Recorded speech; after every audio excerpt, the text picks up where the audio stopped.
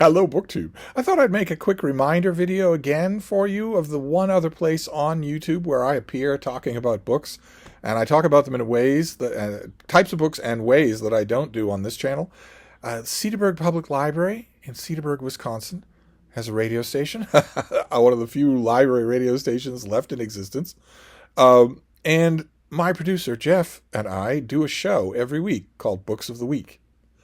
Where the A block is a new work of nonfiction, the B block is a new work of fiction, and then the C block is wildcards, where Jeff, who does the purchasing for his library, bombards me with a handful of books to find out what my reactions will be.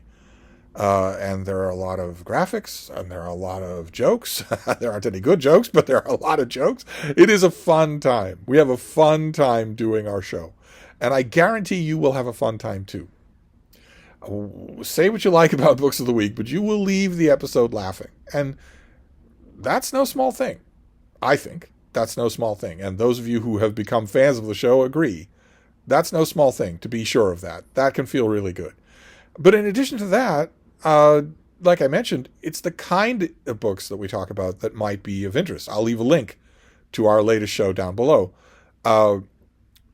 The kind of books are different from what you will usually find on this channel. Like, for instance, in this latest episode, the one that aired today, the new nonfiction that I talk about is a new cookbook. And the new fiction that I talk about is the latest novel by Danielle Steele. And we give both a very fair shake. They're both covered in horrible jokes, but they're still given a fair shake. An interesting conversation about both. And then the wildcard segment where you never know what's coming. I don't know what's coming, despite what a few people say. A few people write to me and insist that our show is scripted and that I must know in advance about the wildcards. It is not scripted, and I don't know in advance. And it's a lot of fun.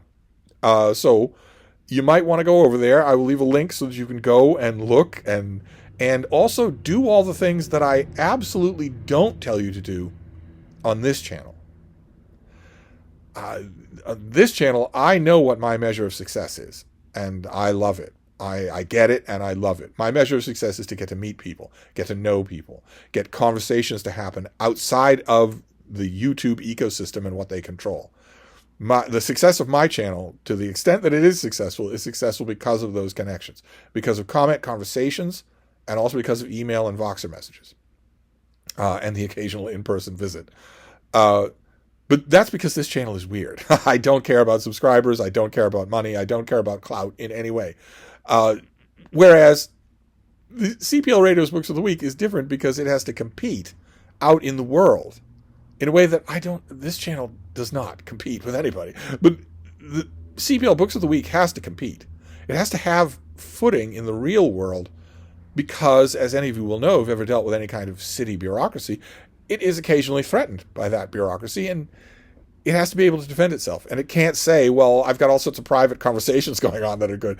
So when it comes to Books of the Week, I urge you to do all the things over there that I don't tell you to do here.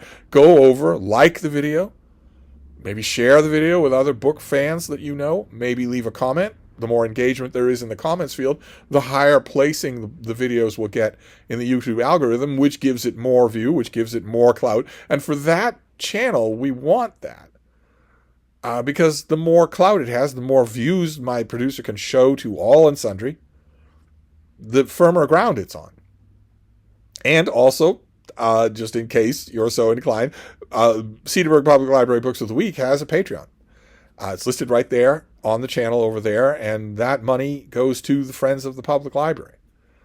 It doesn't go to me and Jeff. It goes to the Friends of the Library in Cedarburg.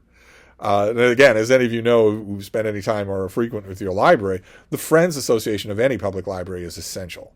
They do so much, and the work is not funded like the library is. The library is funded in your city budget. The Friends are self-funded. So, and they do a lot. They do a lot of stuff for the library would not be able to do on its own. A lot of vital stuff. I can almost guarantee that if you have enjoyed some event that your library put on, it was done by the Friends. And we have a Patreon set up over there at Cedarburg Public Library Books of the Week for our show, and that money goes to the Friends of the Cedarburg Public Library.